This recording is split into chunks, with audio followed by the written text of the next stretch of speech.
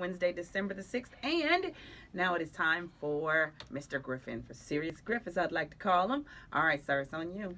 Thanks, E.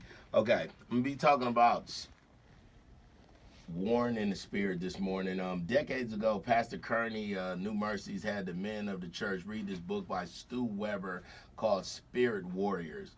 It changed my life. Because I learned that the problem for many Christians is that they have no concept that they are actually living in a war zone.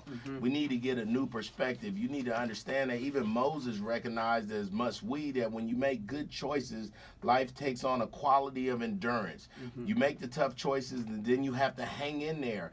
There's a certain amount of enduring that comes with living a godly life in this world we're in. The strength of a biblical warrior is in his soul, his character, who he is when the cameras are off, when the crowds have gone home, when he's alone in the dark where nobody sees you. What matters is inside, the strength of character. What matters is the heart and the sum total of the choices that we as men and women make in our inner soul. Pound for pound, inch for inch, the warrior's greatest asset is his soul. It's the warrior's soul that gives direction to his mind and strength to his body. It's the character that determines whether a man or woman measures up as a spirit warrior. God is more interested in what you can become than in what you are. God is much more concerned with what your character is than your comfort.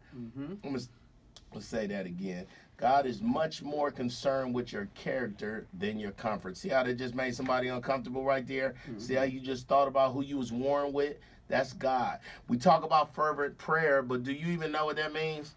I didn't really know what it means. It always sounds like ferret when I hear it. The word fervent means to have intense feeling and enthusiasm for something. We come across the word in the book of James when the writer uses it in the context of effective prayer. The effectual fervent prayer of a righteous man availeth much. James 5:16. James is making a point that praying with passion and intensity is an important part of seeing our prayers answered. We're not just simply going through the motions of prayer, but listen to these awesome Bible verses. Exodus 14:14. The Lord will fight for you and you have only to be silent. Wow. You have only to be silent. Hush. Shut up. 1 Peter 5:8-9 in the New Living Text says, stay alert. Watch out for your great enemy, the devil. He prowls. Be aware. 2 Thessalonians. But the Lord is faithful and he will strengthen you and protect you from the evil one. You have to tell the enemy to leave. It doesn't have to be all drawn out with a bunch of omnipotence and on a collegiate level. Just enemy be gone in the name of Jesus.